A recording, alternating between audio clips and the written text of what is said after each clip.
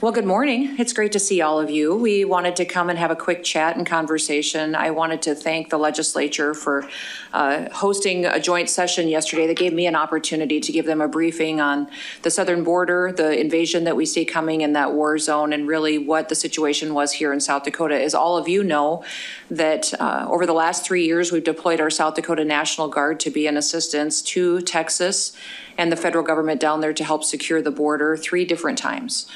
The first time 3 years ago, we deployed National Guard that ended up being 60 days established down there. Then again, when they were deployed, it was with the Lakota helicopters to conduct surveillance of drug operations that was at the request of the Biden administration. When they deployed again this last summer, it was a 30-day commitment, and our Guard was proud to go and help support the efforts to stop that invasion. I went back last week on Friday and observed again what the changes were in light of the current situation. We have seen and heard about the influx of migrants that are coming illegally into the country, and in December broke records in the amount of people that crossed in just 1 month. I think over 300,000 different individuals came into this country, and since the beginning of the Biden administration, almost 10 million people have entered this country. I want to remind everybody that that is larger than the size of almost 30 of our states in this country. So it is a significant population that is breaking federal law, being facilitated by the Biden administration, that we need to be aware of here in South Dakota. People ask why I decided to have a joint session, and it was because of a very dynamic situation that will impact us dramatically. 2 different reasons. Number 1 is that we may be asked for help from Texas. I know other states have already responded. We've got other states and other governors that have already committed National Guard troops again. I have not done that yet. But I also know that last time we deployed troops, we got a lot of questions from legislators. And so I wanted to have the conversation with them ahead of time. I recognize that when we pull our National Guard soldiers out of their homes and away from their families, that comes at a cost to them. That when we pull those National Guard soldiers out of their communities, that community feels that hole, and it's an impact to them as well. And so for us, I want the legislators, I want the people of South Dakota to know that this could be asked of us in the future, and I as Commander-in-Chief may be faced with that decision on if we're going to send soldiers again. And we'll make a wise decision that's well-informed, but I wanted them to know that that could be a potential decision that we'll have to face in the coming months. I also have asked Governor Abbott in Texas what he is going to be asking us for. He has been asking us for resources potentially, nothing really specific, but also support in litigation. We saw a challenge in federal court over razor wire that they have, and some of the decisions that were made by the Biden administration in court, I disagreed with. What Texas showed me when I was at the border was that what they had constructed was actually working. That what they had constructed and using that shipping containers, panels, and razor wire was actually stopping even the able-bodied military-aged men from coming into the country. It was extremely effective, and then when the federal government saw how effective it was, that was when they took them to court to get them to take it down. That was alarming to me, and it's alarming to the Texas public safety officials that are there and to the National Guard as well. The other thing that I saw was Democrats across the country encouraging the president to federalize our National Guard troops. People in South Dakota need to be aware that if that is an option that the president pursues, that by activating our Guard troops under Title 10, that would eventually and essentially be the first time in American history, I believe, that I've been able to see that we had a president actually activate soldiers to stand down, to not protect the United States of America. That's a direct threat to our state's rights to defend ourselves. And that's something I wanted all of our legislators to be on the same page with, people to understand that the changing situation we have now is that we have a federal government that is threatening our state's rights, and that we may need to make a decision on what we do to ensure that we're able to protect our people. The reality is that we do have the Mexican cartels, which are the biggest threat right now to the crime and corruption, the drugs and the trafficking that we're seeing. And they do have a presence here in South Dakota. I think they have been here for many years. We've been aware of them. They're also, though we see them, gangs affiliated with them that have established themselves here in South Dakota as well. And they have been successful at different times recruiting and tribal members to be a part of their activities. We know that drugs are being filtered through our tribal reservations, that The members and the community members there have been asking for help for years. When I was in Congress, I asked Jeff Sessions, who was Attorney General at the time, for help getting law and order to our tribal reservations. I went back when Bill Barr was the Attorney General and asked for them to intervene and to help bring peace to these communities so that when we get law and order, we could then pursue economic development and really give people the opportunity for hope. Now, again, I'm asking the Department of Justice to take action and have made that request several times. Many of our tribal leaders, I've told them I would go to Washington, D.C. with them and sit with them in that room asking for more tribal law and order help and funding. We also have seen now that the Oglala Sioux, that Pine Ridge, have put forward some litigation suing the federal government to fulfill their responsibilities under treaty obligations in order to adequately bring law enforcement officials and funding so that they can protect their communities, and I support them in that. These are all different options that we have to deal with the invasion and how we're impacted by it, but make no mistake, fentanyl deaths in South Dakota are rising. Our law enforcement officers see more and more drugs and trafficking through the state all the time. The vast majority of that is coming over this open border. And that we see a lot of state programs that in the future will have to deal with the ramifications and the consequences of that. And we in this state have always embraced law and order. We've always been a state that recognizes the importance of that, and to have a federal government that's not following the law is alarming. We will have big decisions ahead of us.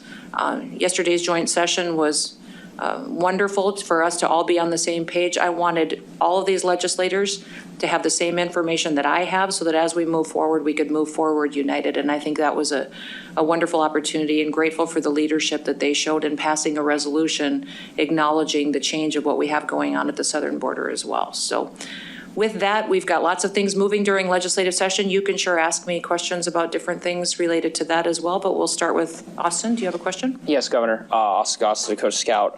It's my understanding this morning that you had a meeting with Representative Poirier about sort of a disagreement regarding a remark made during the address yesterday and the presence of a Ghost Riders gang on the reservations. Could you kind of speak to how that meeting went and maybe what came out of it? We had a fantastic meeting. I met with Representative Poirier and with Representative Tortzen about some language in the speech that I used in specific reference to the Ghost Dancers gang affiliated with the Banditos with ties to the Mexican cartels. So, I understand that some of the words they would have appreciated being changed. Problem is, I didn't name that gang. I did speak truth, and everything I said was absolutely true. And I've been working for years to build relationships with our tribes. That's one of the things that we spent most of our time talking about in our meeting that we had this morning, was the need for relationship. And she said with our tribes and what they live with every day, they need to have a relationship with state government. And we gave her information on all the times that we reach out, the different agreements and covenants that we have with other tribes, the work that we do together. But I also said specifically for the Oglala Sioux tribe that I have been working for years to build relationships there, that I would absolutely love to go back to Pine Ridge and meet with their tribal leadership, that almost every month they have a tribal council meeting where they debate lifting the ban on me going there and spending time there. What most people don't realize is that when I first got elected to be governor, I went there all the time. I was there several times a month, and we were working on suicide prevention. We were working on drug addiction. And it wasn't until we had a community meeting where a member stood up and said, Governor Noem, I hear lots of bad things about you, and I believe them. But you're coming here so much now, I'm starting to think that you care. And it was shortly after that meeting that I was banned from the tribe. So I am still continuing to reach out on a weekly basis and make sure that I am letting them know I would love to come and build relationships with our tribes. I would love to know them and spend time with them. I've invited them here multiple times and asked them to participate in conversation. I informed Representative Poirier that I'm not the one with the stiff arm here, that I would absolutely love to build that relationship, but you can't build relationship with people if you don't spend time together. And that's what I've been asking to do. So she has my cell phone number. I asked her to pass it along to anybody who didn't have it. I've given the tribal leaders, the presidents, the chairman, they all have my personal cell phone number. And I've asked them multiple times to build that relationship. I would love to continue to do that. But the fact of the matter is that for years we've known that these gangs and this violence is there. And people don't talk about it, but it needs to be a truthful conversation on what can we do to work together better to make sure that people are safe and that we really do have law and order. Even in our poorest communities that are the most isolated, they need the help. Yes, Jonathan. You talked in speech about supporting litigation. You brought it up again. What does that look like from the state perspective? Paying legal fees, amicus briefs, what's that look like? You know, I think, well, with Pine Ridge, it certainly could be an amicus brief. That's what we're looking to see if we can, you know, as a state, walk alongside them in that lawsuit. I've told their leadership, their tribal council and their president before, and our other chairman of our other tribes, that if they were going to go to Washington, D.C. and sit with the federal government and ask for help on getting more tribal officers, getting more funding for law and order efforts, getting more funding for even education or their roads. We all know that our road funding in tribal areas is underfunded.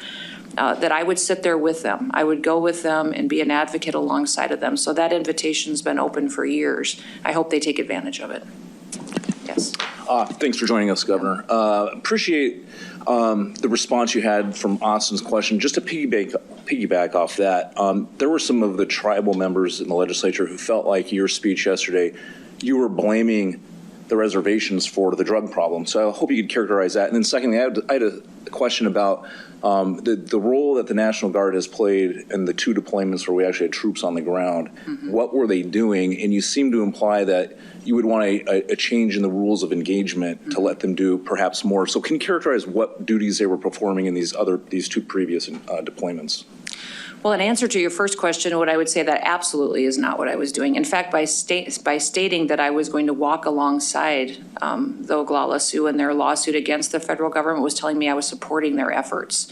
Because they have an issue with crimes and violence, and me talking about it doesn't place blame with them. It says that I'm going to support them and all the actions that they're taking to rectify that as well.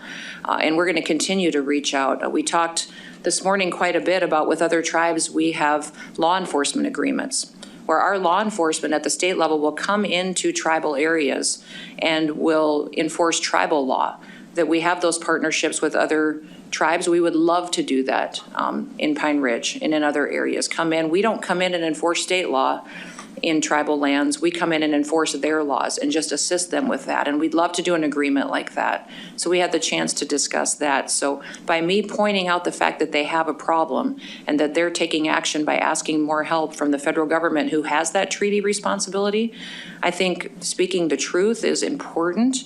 I've had these discussions with the representatives before. I think that it's time that the whole public knows that the federal government is failing our tribes, and I will boldly continue to do that. You asked about what our soldiers do at the southern border when they're deployed. They do effective work, and they have on the other deployments that they've been there. They certainly are able to identify and stop and turn over to law enforcement officials those who are trafficking drugs, those who are trafficking human beings. If they find people that have criminal activities that they encounter, that certainly has been an effective result of their deployments down there. A lot of times they've been deployed to do observation, to help with surveillance. So what they would do is watch when there was activity and people coming across the border. They would be the ones who would then notify Border Patrol that here, you know, we have illegals crossing, and the Border Patrol would come and encounter them or turn them over to NGOs who then at times were just facilitating their entry. So I think that was the frustrating part of seeing those deployments, is that there were certain instances where our soldiers would encounter someone who was crossing the border illegally where they felt like they were facilitating that entry. The protocol and the rules of engagement stated that they then turned those individuals over to Border Patrol, who then turned them over to NGOs and nonprofits, who then deployed them or relocated them somewhere in the country. And we knew that they were just given an opportunity to come into the country and spend time here illegally until their court date was due. So that's what I had a conversation with the Texas governor about, was what will be different this time? Because you were standing on Texas ground, and essentially that was the message they conveyed to me last week when I was down at the border, is all we did in this park was take back Texas land. All we did is say this is America, and we should have people here who are from America, citizens of America, and Texas took back their land. And it was amazing to see the change in that park. Border Patrol was no longer allowed there. ICE was no longer allowed there. It was just Texas running that park, and there was nobody entering the country illegally there. So it is possible. The example was powerful. And I wanted to know how we could assist that kind of an effort rather than assist the effort of what the federal government is doing by just ushering people into the country illegally. Lee Strubinger, SCPB. Just to follow up, Governor. Yes. What is it that you think the South Dakota National Guard should be able to do there? You know, I think that if they can help facilitate Texas's efforts and we have legal standing to really take control of that border and do it in a way that's in a partnership that doesn't allow people to enter our country illegally, that would be powerful. So that's some of the discussion that we're having as states. As you know, there's 25 different governors that have committed to support Texas in this defense of states' rights, which is a constitutional right that we have. Having the discussions on how we do that wisely, I think, is incredibly important. We see that some governors have already deployed their National Guard and are already sending them. I have not done that yet, and I have not committed to that. That is something that we may do, but I also want to look at other ways that we can do it more effectively.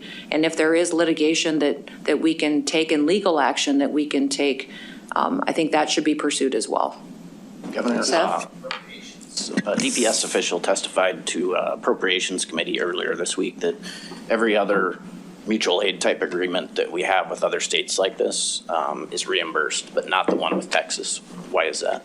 I wouldn't say that every other one in history has been, but there are times where there's agreements on some are reimbursed by other states and some aren't. We knew before we deployed our guard to the border in these engagements that we were not going to get reimbursed by Texas. If you look at the amount of dollars that Texas has spent in protection of the southern border, which is a federal government responsibility, it's over $4 billion.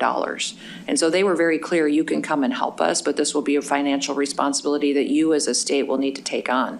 So those two previous deployments that we paid for, we knew we were going to have to pay for them as a state before we sent those guard, and it is one of the considerations that I'm looking at as well before we decide to send guard again.